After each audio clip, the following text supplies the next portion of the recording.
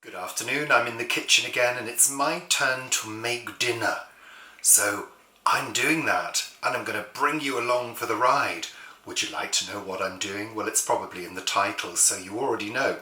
I'm making a stew, or to some people it might be known as a casserole. When I was a child, it was always a stew, and I come from the northwest of England, where a stew is basically onions, meat, potatoes, carrots, maybe another vegetable, in a very thick gravy which is often thickened at the end of cooking before serving, and it's flavoured with OXO cubes. That's a traditional stew where I'm from. Well, my stews are a little bit different. They're packed full of an array of vegetables and a rainbow of colours. So let's have a look at the ingredients. And here's my array of ingredients, so let's go through them quickly. Black pepper, bouillon powder, tin of tomatoes, tin of mixed beans, some herb de Provence. I'm going to be making some dumplings. So I've got some plain flour, some baking powder, a little bit of leftover cheddar cheese in there, and some olive oil, which I'm also going to be using to start off the dish. I've got a green pepper, a red pepper, a sweet potato, a few carrots, a few sticks of celery and leaves, an onion, 3 small potatoes, some frozen peas, frozen soya chunks, and frozen spinach. And I'm also going to be using some vegetable stock as well. When we talk about eating the rainbow, this is exactly what we mean. Turn the heat on. Good glug of olive oil. Now you could just bung everything in and put it into the oven for an hour if you wanted to. I'm not going to do that because certain things cook at different rates, so I'm going to be mindful of that. I'm going to start off with my chopped onions. And as usual, we're going to soften these off. As soon as those start to soften, add the carrots and celery.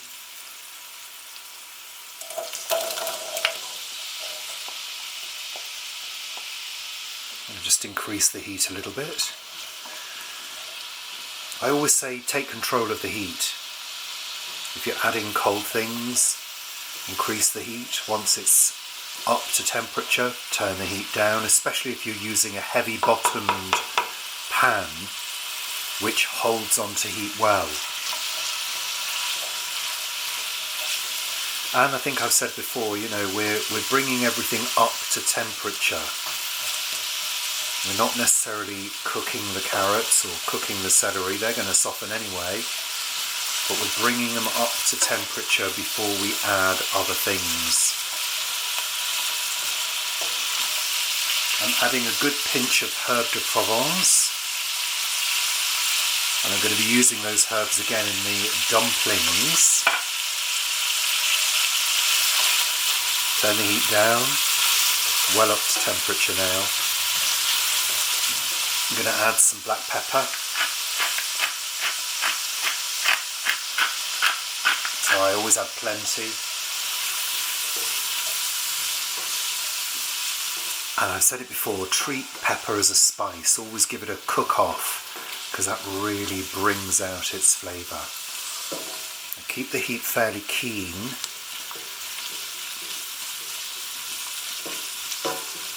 And add the frozen peas, soya chunks and spinach.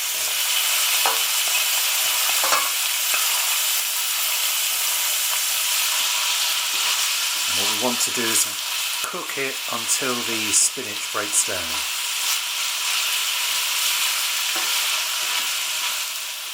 The spinach is virtually all broken up now. Let's add the rest of the ingredients. I'm adding the peppers and the sweet potato.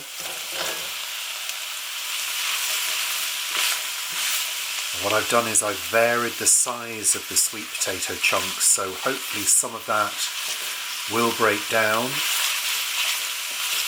and provide a natural thickener for the dish.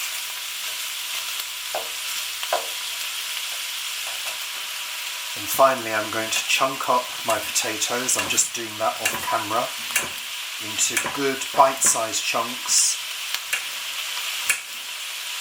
And throw them in. You want some of the potatoes to stay intact. Turn the heat down to low now. Give it all a good stir. I mean, just look at that. I mean, to me, that is a joyful mixture of gorgeous vegetables. Going to add our tomatoes. We're going to rinse the tin out with about half filled with water. Pour that in.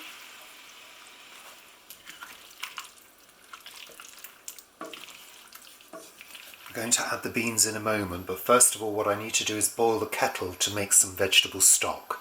Okay, I've got about half a pint of vegetable stock.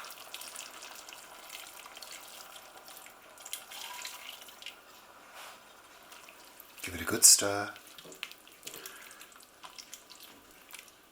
Make sure those tomatoes are broken up. Throw the beans in. Give it all a good stir. I'm giving it a little press down to make sure everything's immersed in the liquid. Make sure it's at a good simmer.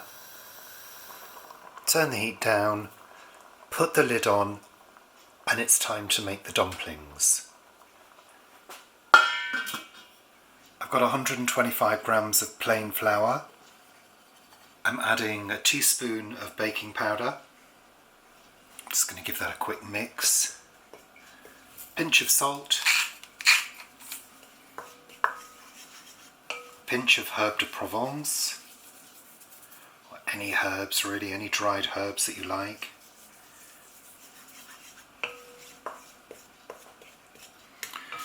I've got a little bit of cheddar cheese, really gorgeous cheddar cheese that was gifted to us by Courtney and Dave. And I'm going to add, I'm just going to crumble this in.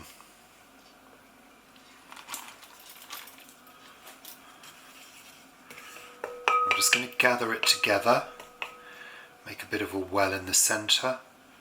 I'm going to add a tablespoon of olive oil.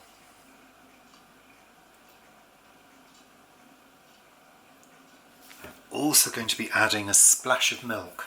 I'm using oat milk, but just a splash. I'm going to give this a stir.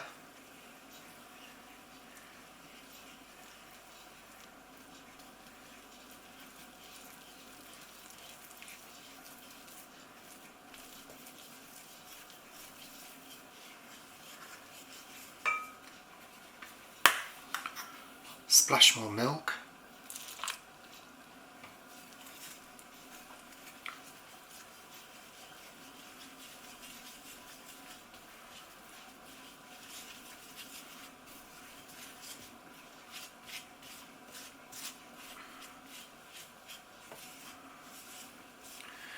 Can go in with your hand to see if it'll come together, and if it won't, if it feels very crumbly, add a little bit more milk.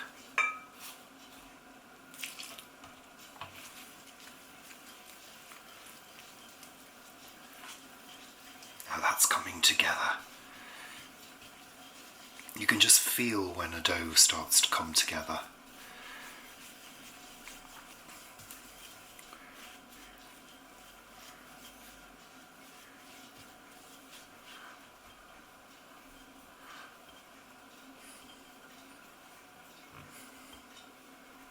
Okay, so there's our dough for our dumplings. I'm going to divide this into approximately 6. I'm just going to give it a little roll. divide into 6.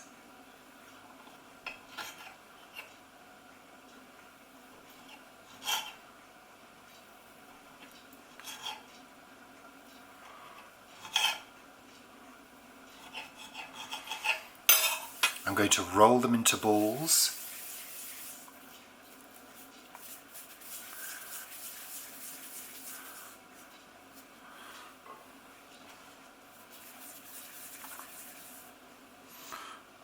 And there we have our dumplings ready to go into the stew, but not quite yet. So what I'm going to do to these is pop them into the fridge until I'm ready to put them into the stew. Okay, so it's a little later in the afternoon and Paul is now home. So we're going to be eating in about half an hour or so. So what I've done is brought this back to a simmer, and it needs a good half hour simmer now to cook the potatoes and the carrots and the sweet potatoes, and also to cook the dumplings. So the one thing to think about when you're cooking dumplings is the amount of liquid. So as you can see, there is a good amount of liquid in this dish, and we need those dumplings to be immersed in the liquid partially. So let's get them out of the fridge and pop them in.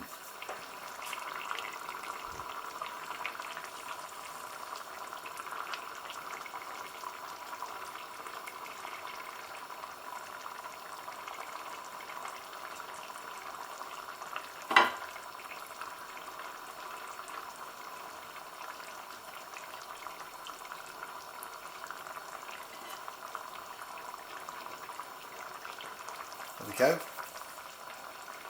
Turn it down to a simmer, pop the lid on and allow about half an hour. It's been nearly half an hour. Let's have a look and see how our dumplings are doing. Ooh. As you can see, they have puffed up and swollen in the stew. They look good. Excellent.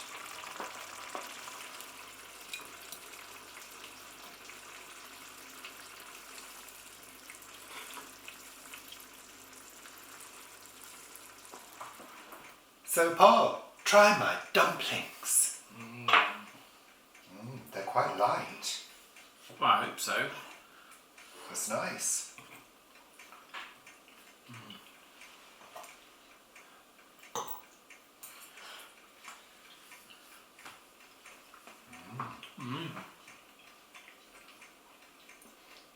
Well, this is real comfort food. It's quite warm today, but it's still quite welcoming. Well, it's got a shed load of stuff in it. It's full of good stuff. Nice dumplings. And you could put them in the oven too, couldn't you? You could bake it. You can crisp them as well, can't you? Like little scones. Well, they're sort of like a quick cobbler, aren't they? Really, that it's a sort of quicker version. I've never made a cobbler. Oh, maybe you should make a cobbler. Sweet potato, potatoes, carrots, peas, celery, chicken pieces. Well, that's the first time I've made dumplings. Is it? Yeah. I've made lots of dumplings over the years. So I'm very surprised they're so light. I tried not to handle the dough too much. You mustn't, yeah. And particularly if they're going in the oven, I think it's quite good to not handle it, because then you get all little edges and things, and you go quite loosey, as my mum would say. Well, they were quite loose. It was quite loose, the dough. Yeah, it is. It needs to be to rise. Yeah.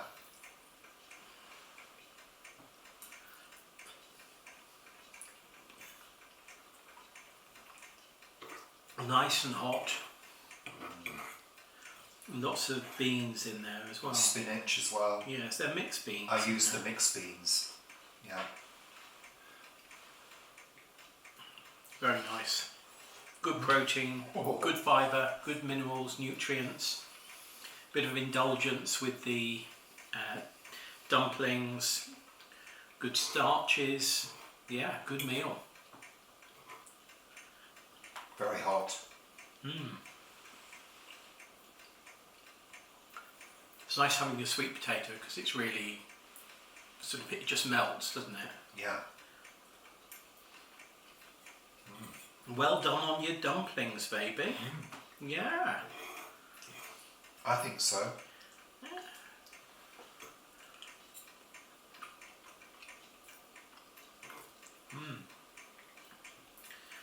Is there more for tomorrow? Yeah.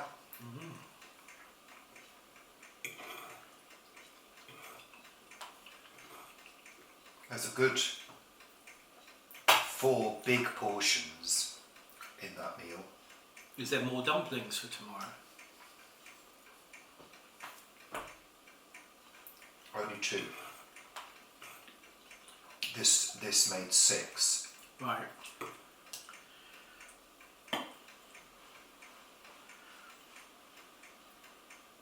And of course you can add more herbs to dumplings. I've done mustard ones in the past, which would be nice, both whole grain and English mustard.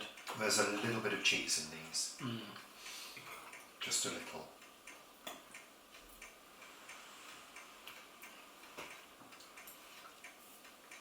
I think they'd work quite well with yeast extract, not yeast extract, yeast flakes as well. I'm sure.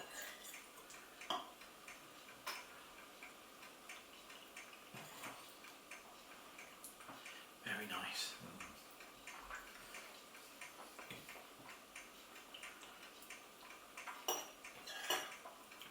Thanks for watching.